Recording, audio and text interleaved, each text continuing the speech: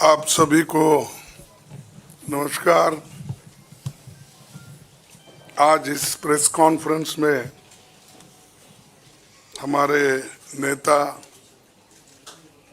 पूर्व अध्यक्ष श्रीमती सोनिया गांधी जी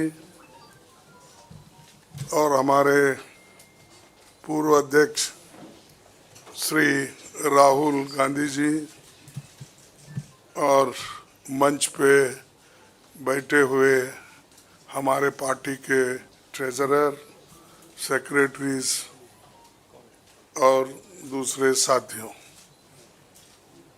ये विशेष प्रेस कॉन्फ्रेंस है। मैं क्योंकि ये पहली बार हमारे नेता इस चंद इश्यू पे वो कहेंगे और राहुल जी भी अपनी बात आखिरी में रखेंगे। मैं एक आपका समय 7-8 मिनट लूँगा और बाकी डिटेल्स में कुछ कहना है उसको टेक्निकली हमारे ट्रेजरर आपसे संबोधित करेंगे। दोस्तों, ये तो 18वीं लोकसभा के आम चुनाव की घोषणा तो हो चुकी है। देश का हर एक नागरिक इसमें भाग लेने के लिए उत्सुक है। भारत पूरी दुनिया में अपने लोकतंत्र मूल्यों और आदर्शों के लिए जाना जाता है।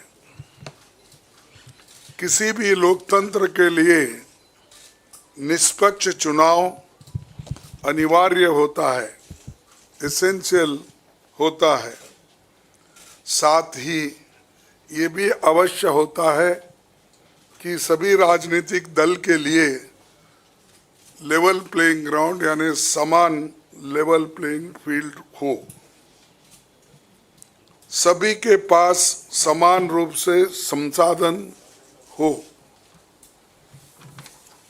ये नहीं कि जो सत्ता में है उनका रिसोर्सेस पर मोनोपोली हो। ये नहीं कि उनका मीडिया पर एक अधिकार हो। ये नहीं कि सत्ताधारी दल का संवैधानिक तथा न्यायिक संस्था जैसे आईटी, ईडी, इलेक्शन कमीशन, इन अपने दूसरे ऑटोनमस बॉडीज पर प्रत्यक्ष अथवा परोक्ष नियंत्रण हो। दुर्भाग्य से जो पिछले दिनों में सुप्रीम कोर्ट के हस्तक्षेप के बाद जो इलेक्टोरल बॉन्ड, चुनावी चंदा बॉन्ड के बारे में जो तथ्य निकल कर सामने आए वो बहुत ही चिंताजनक है, शर्मनाक भी है, क्योंकि इससे हमारे देश के छवि को ठेस पहुंची है। हमारे देश ने पिछले 70 सालों में निष्पक्ष चुनाव और स्वस्थ लोकतंत्र की छवि बनाई थी, उस पर प्रश्न चिन्ह आज उठ गया है।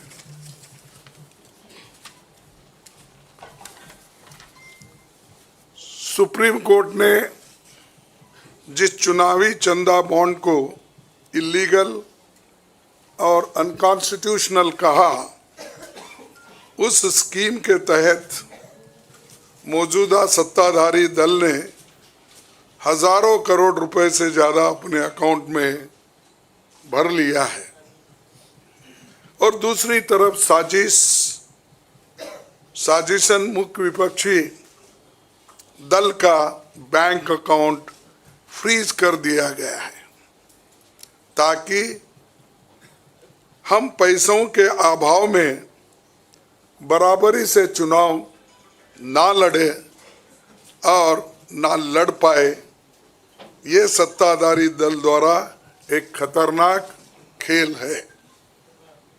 इसके दूरगामी प्रभाव होंगे, क्योंकि अगर डेमोक्रेसी को इस देश में बचाना है तो लेवल प्लेइंग ग्राउंड होना चाहिए। ऐसा भी नहीं होना चंद देशों में चुनाव हो रहे हैं, 99% वोट एक ही आदमी ले रहा है।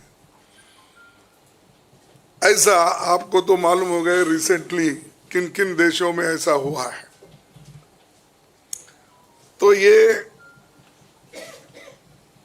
सत्ताधारी दल द्वारा एक खतरनाक खेल खेला गया है। इसके दूरगामी प्रभाव होंगे, पर यह स्पष्ट है कि इस तरीके से किसी राजनीतिक दल को असहाय बनाकर चुनाव लड़ने में बाधा उत्पन्न कर और फ्री एंड फेयर इलेक्शन कभी नहीं कहा जा सकता। देश की जनता, एक आम नागरिक एक देख सकता है कि बीजेपी ने चुनावी चंदा बॉन्ड से 56% पैसे हासिल किए हैं, वहीं कांग्रेस को 11% ही मिले हैं।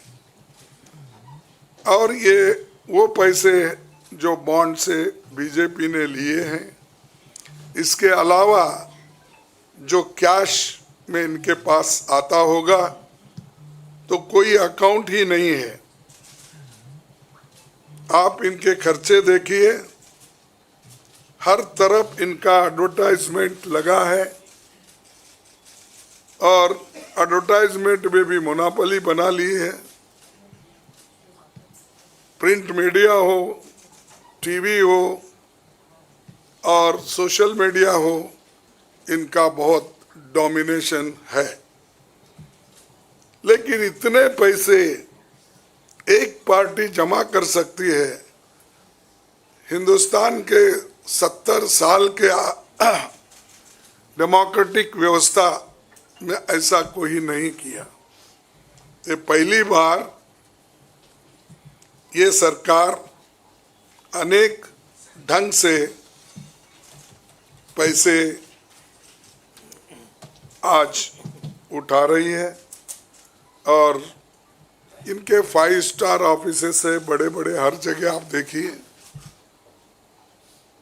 और 4-4, 5-5 फ्लाइट एक मीटिंग को जाते हैं और उनके पीछे और 2-4 जाते हैं।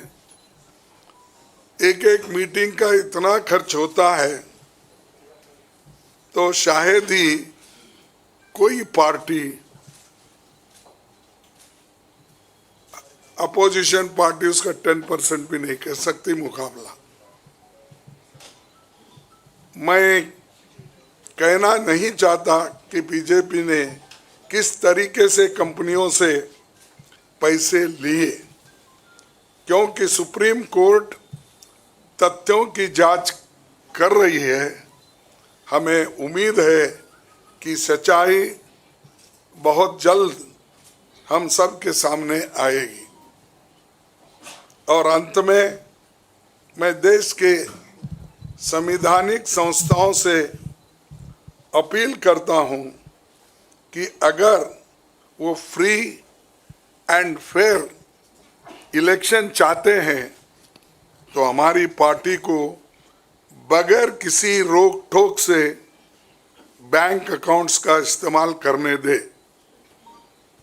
और जो इनकम टैक्स का क्लेम है वो अंततः कोर्ट के निर्णय के अनुसार सेटल हो जाएगा। राजनीतिक दल टैक्स नहीं देते, बीजेपी कभी इनकम टैक्स नहीं दी, लेकिन ये लागू सिर्फ कांग्रेस पे हो रहा है। कोई पॉलिटिकल पार्टी इनकम टैक्स के दायरे में नहीं आते, सच है ना?